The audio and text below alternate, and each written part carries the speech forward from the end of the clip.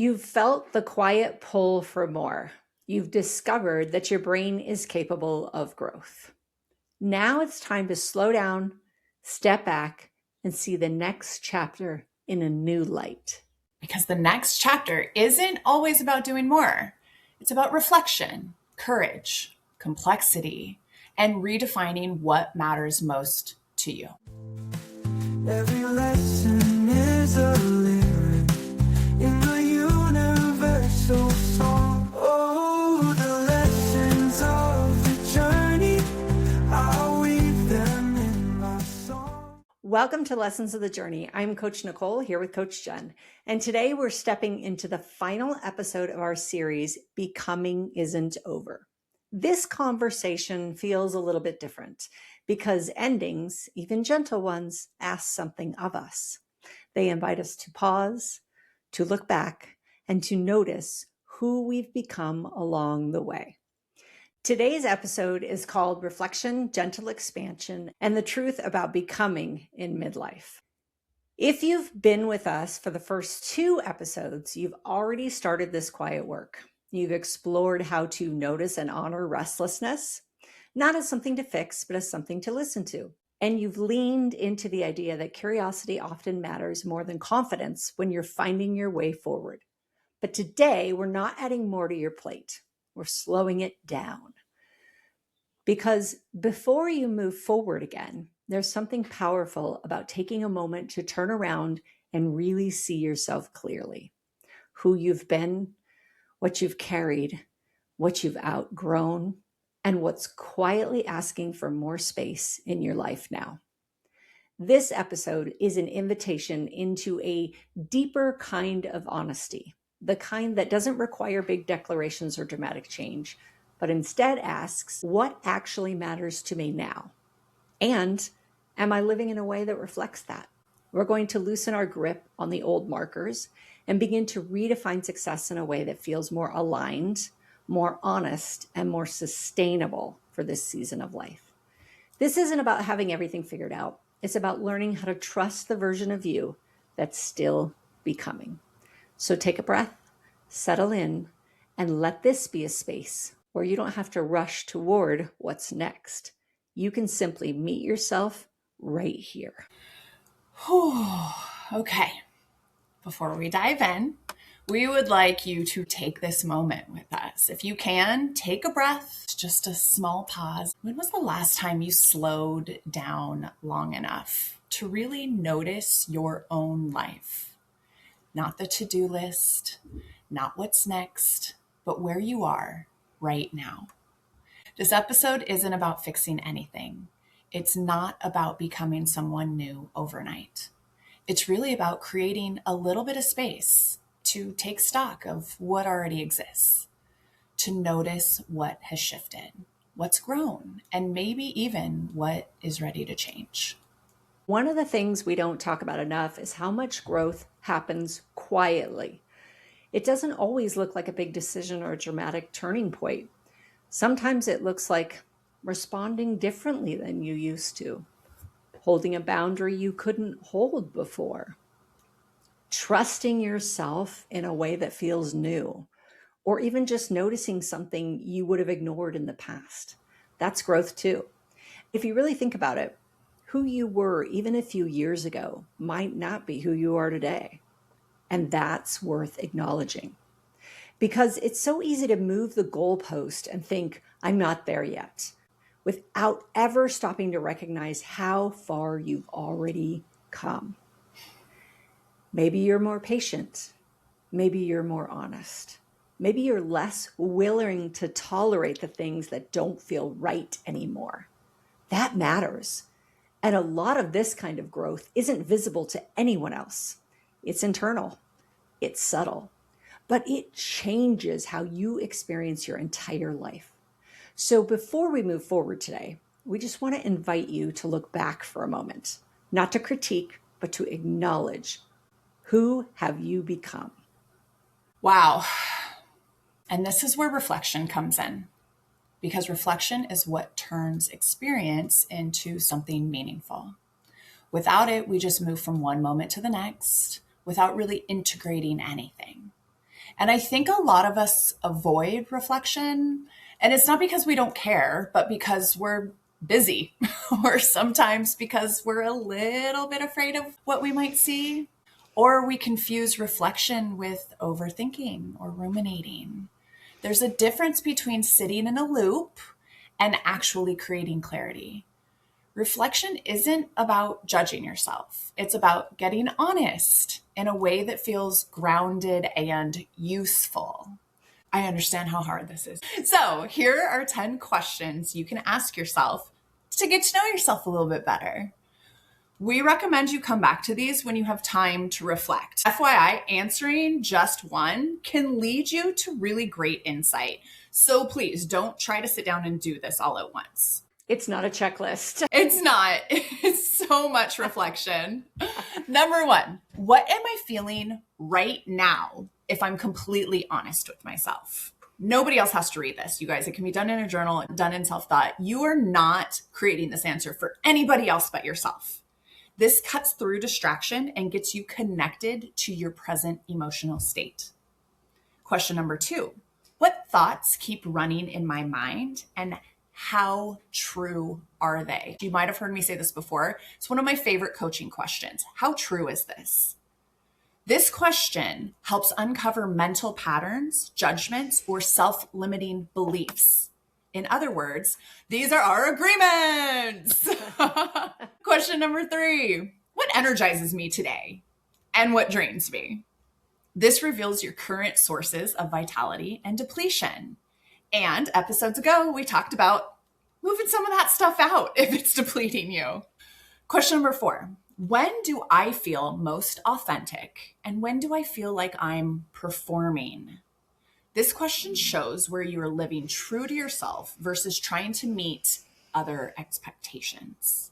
Question number 5, what am I avoiding right now and why? This question illuminates fears, discomfort, or neglected aspects of your life. Some of these are hitting hard. Number 6, how am I showing up in my relationships? And is it the way I truly want to? This question connects you to your social and emotional reality. Number 7, what do I need most at this moment? Physically, mentally, emotionally. This grounds you in self-care and your immediate priorities. This is definitely a Nicole keep in your back pocket question. I think this one is such a priority. Because it changes. Yeah. And the people in our lives don't know. We need to be able to communicate this. So if we're asking this of ourselves several times a day, I love that one. Definitely back pocket. Yes. Physically, mentally, emotionally. And it's not what do I want? It's what do I need most at this moment?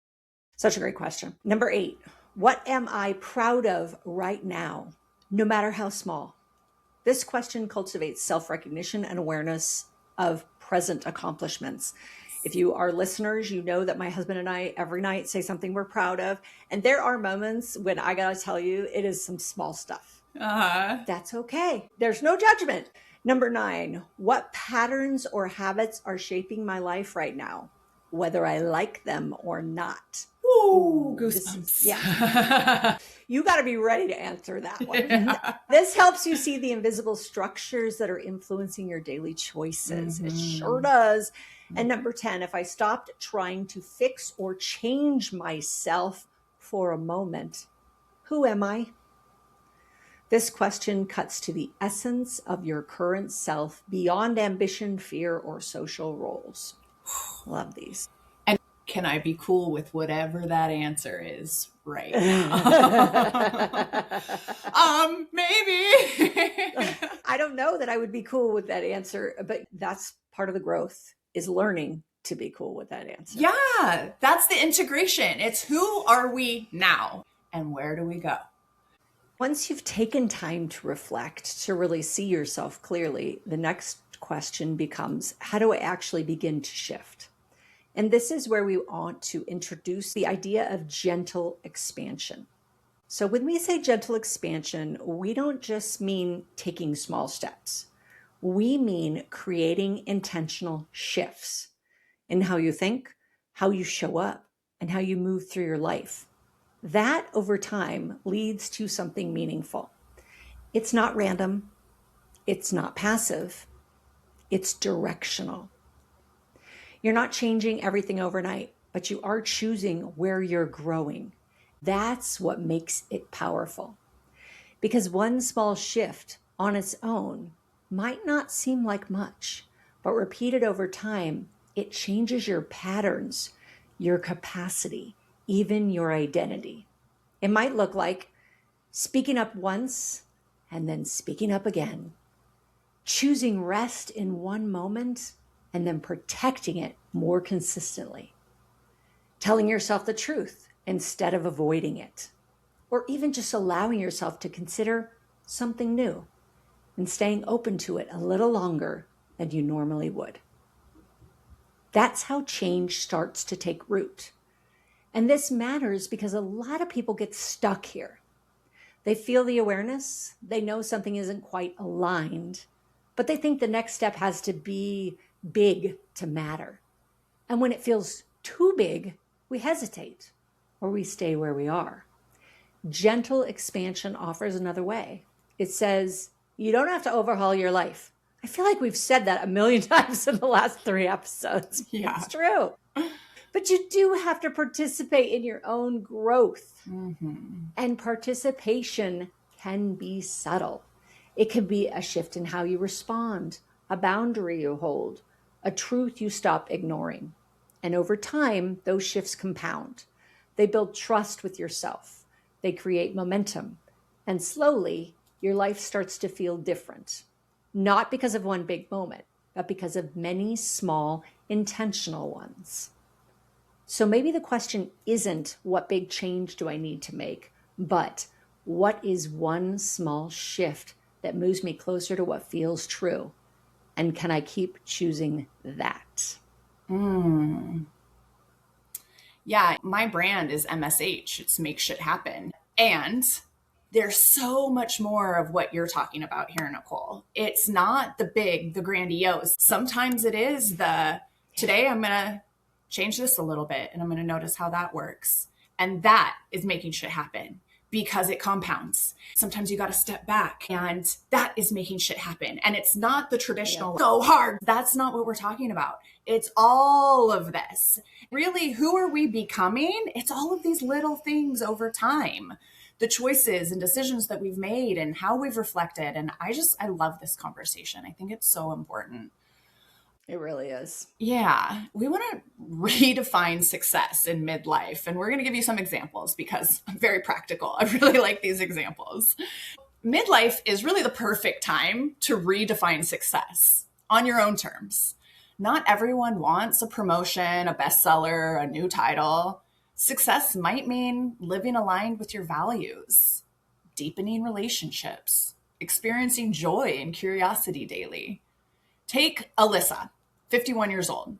She left a high-pressure legal career to start a small nonprofit focused on environmental education. This wasn't for recognition, it wasn't for status, but because it mattered to her. It was a quiet pull. She made it happen. Or what about Monique, 46 years old, who chose to slow down her travel schedule to spend more time with her adult children and explore her passion for photography? She measured success by meaning, not how busy her calendar is. I define success as who I choose to work with. Who do I align myself with? You get to choose, and that's what's so cool. Midlife often brings paradox, calm and restlessness, joy and grief, confidence and doubt. And sometimes this is happening all at once. Research on emotional complexity shows that people who experience mixed emotions actually grow more resilient and creative. Feeling contradictory emotions is a sign of psychological growth, not weakness. Layla, 63 years old, felt both grief for the life she thought she'd have and excitement for the life she was creating. Instead of trying to simplify her feelings, she leaned in. She started teaching a creative writing class for retirees, a choice that honored both her past and her present. Notice a paradox you might be feeling right now. What could it be teaching you? Could embracing it help you step into your next chapter? I love that. Working on that for sure. I think what we're really talking about underneath all of this is redefining what it means to be in the process of becoming. Because in midlife, becoming looks different than it used to. Earlier in life, becoming often looked like building, creating a career, creating a family, creating an identity. There were clear markers, clear milestones, if you will. But now it's less about building something new from scratch and more about refinements, realigning, letting go of what no longer fits. Becoming in this season, it's quieter, it's more internal. It's less about proving and more about being honest. It's not about adding more to who you are. It's about uncovering what's already true and making space for it. And that's why gentle expansion matters so much, because this version of becoming, it's not rushed. It unfolds. You're not starting over, you're evolving forward. In order to evolve, we must know where we are by knowing who we are. We must meet ourselves as we are now in this moment. So as we start to bring this together, after everything we've looked at, your growth, your reflection, your courage, your values, there's a really simple question underneath all of it. Who are you now? Not who you've always been, not who you thought you'd be, but who are you today? And from that place, you might ask, what am I ready to carry forward? And what am I ready to release? You don't need all the answers. This is not about figuring everything out. It's just about meeting yourself, honestly. Now, let's have some fun. Let's imagine your next chapter. Close your eyes. If you can. If you're driving, don't do this. Take a deep breath. Visualize 6 months from now. What can you notice about yourself? What small acts of courage have you taken? How have you embraced paradox and complexity? And what does your version of success feel like now? You don't need to have it all figured out. This isn't about a plan. It's about showing up, noticing, and leaning in to the richness of your life. Oh, I love that. So one of the biggest paradoxes that I have an issue with, I'm going to say that differently. One of the paradoxes that I've always struggled with is complete acceptance of who I am in this moment and a desire for growth. You and me both, sister. Yes. Because we are productive individuals. It's like, no, there's more. I mean, yeah, I did all that. Pat on the back, whatever. There's more. There's more. The growth comes from, I want the most juice out of the fruit of life that I possibly can. This is my experience. I want all of it. I want to taste it all. I want to see it all. I want to have all the experiences. And I want to love where I am right now, fully and totally and completely. That is the paradox that I feel like I am constantly working on embracing. Yeah. Oh my goodness. Okay. I hear you. It's totally normal, Nicole. I'm not off my rocker. You're not Good crazy. to know I'm not crazy. I need that reassurance a couple times a week, so I appreciate you giving that. Look, if there's one thing we hope you take from this series, it's that becoming isn't something you finish. There isn't a final version of you that you arrive at. You're allowed to evolve, to change, to want something different over time. That's not failure. That's being human. And you're not behind, even if it feels like it's sometimes. I know I feel like it's sometimes. You're in it. So maybe the goal isn't to create a completely new life, but to build a more honest relationship with the one you're already living. Oh, that was a punch in the gut right there. Honest relationship with the life you're already living. Yeah. And when we talk about the growth and acceptance, I think honesty comes from growth and acceptance At the same time, it's both. Yeah. My gosh, I think I unintentionally had to embrace this long, long ago as an ever evolving person, as I know we all are. Don't let the friend or the family member who says, well, you've changed, like it's a negative thing. Yeah, I have. So maybe this relationship isn't evolving. And that's a really hard thing to do, but that's being honest with yourself and the relationship. You also don't get to do that to yourself. Don't gaslight yourself. I've changed. Yes, you absolutely have. And you're going to continue to change, and to embrace it is a beautiful thing. It's underplayed. We talk about menopause being underplayed in the medical world. I think going through midlife, this becoming concept that we're talking about, it's underplayed. This is a big deal, and you deserve to give yourself recognition for the big deal of what you're going through. Embracing it as, hey, things are going to change for me. My kids are going to move out. I'm going to be an empty nester. Well, unless you keep them at home. That's a whole other podcast. Things are evolving. Maybe you're going to go into retirement at some point, and then you're not going to have your daily, whatever your schedule is. It changes things, and you have to evolve. There's so many rule books for when you're young and you are creating the family and you are creating the job and the career. When you're doing all of those things, there's all this guidance. Yeah. At this age, I feel like there's no guidance. I don't feel like this is something that people are talking about nearly enough. No. Well, short of friend groups where you're all in it together and you can be honest with each other. And women of a certain age, we just somehow get erased from society. Okay, you've had your children, you've raised them, you've done your job, and you're done. So just go disappear somewhere in the corner and figure it out until you die. And what are we supposed to do with that? And I'm still raising children. I was an old mom. Who was I before I had them? I had a solid 38 years of me before I had my first. I want to get back to that. Not that I don't love being a mother, but my mom lost herself in us. And I think that I'm like, I'm 6 years in. I'd like to find that Jen that was Jen before, because I liked her. This whole mom thing I'm trying to figure out, I'm not sure about that.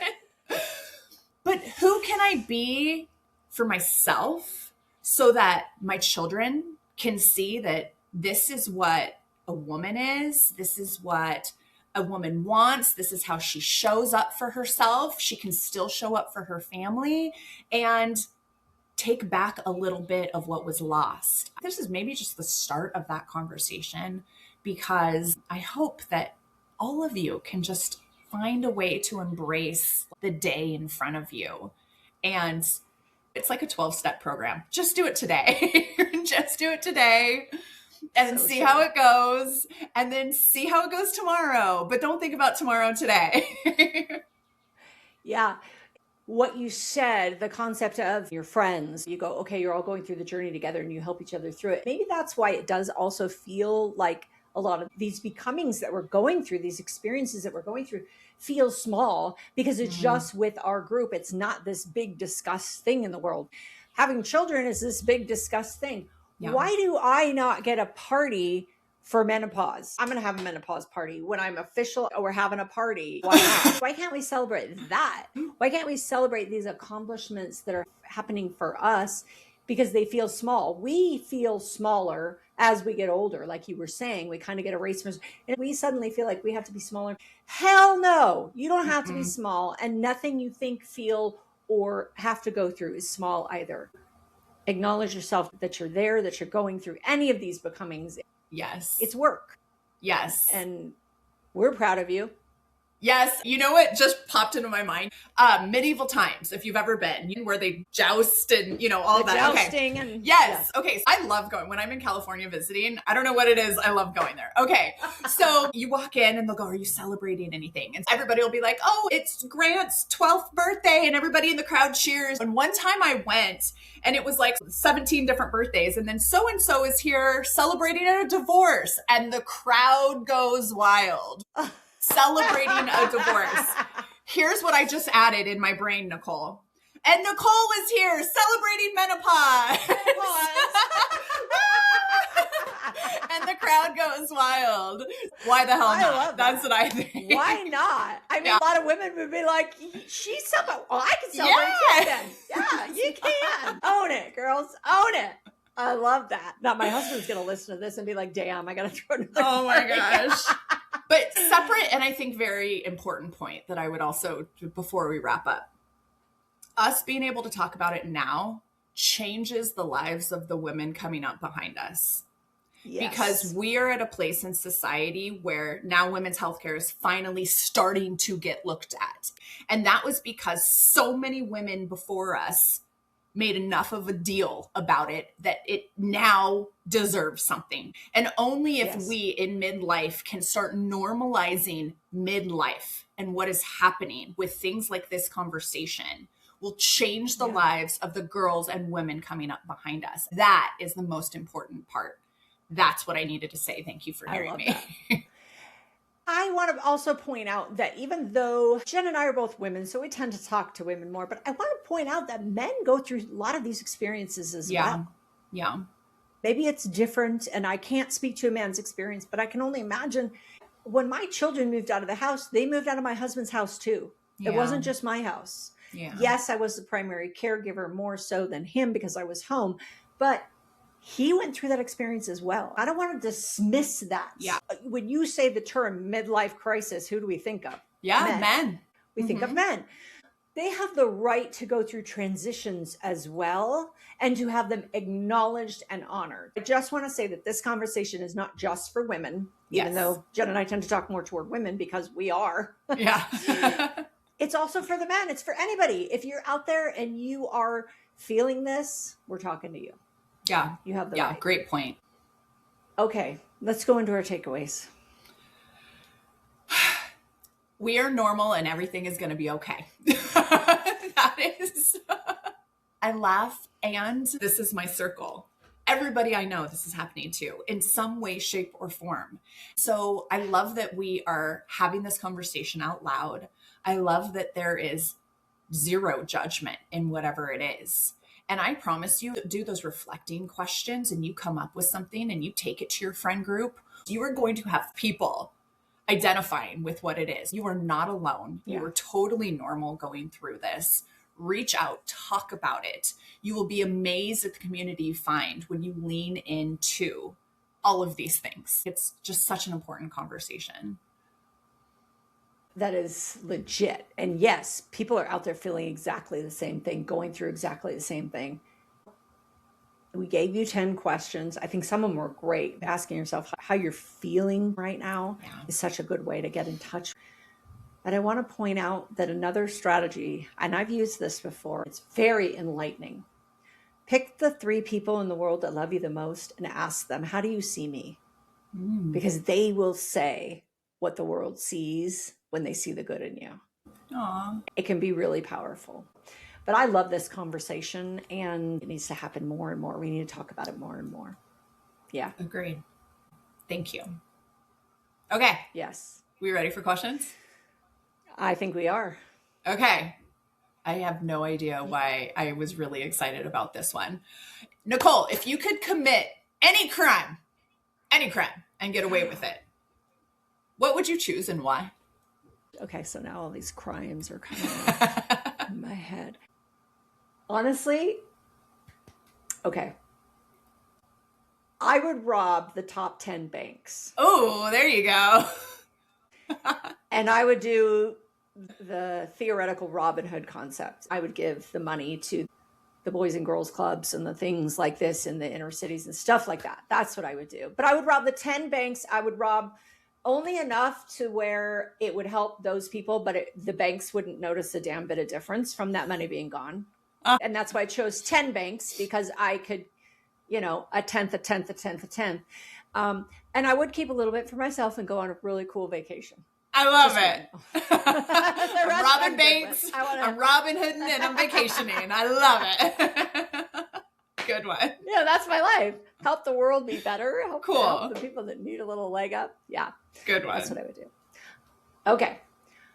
Jen, what is your family's proudest accomplishment? Oh my gosh, my family's. Well, I'm going to be selfish here. I would say that my family's biggest accomplishment is Paul and I figuring out how to do long-term happily. Here's why it is my family's. Because everything that me and Paul do affects our children. And we are doing the work with each other that we have never seen done. It was never modeled to us. It was never shown. It was never revealed. None of that. And the work that we continue to do together, one, reflects on our family, two, points to our values, which is what our children live inside. And we don't hide a lot of it. The lessons that we learn individually and together, we then will sit the children down and age appropriately express what that looks like and the lesson that we have learned.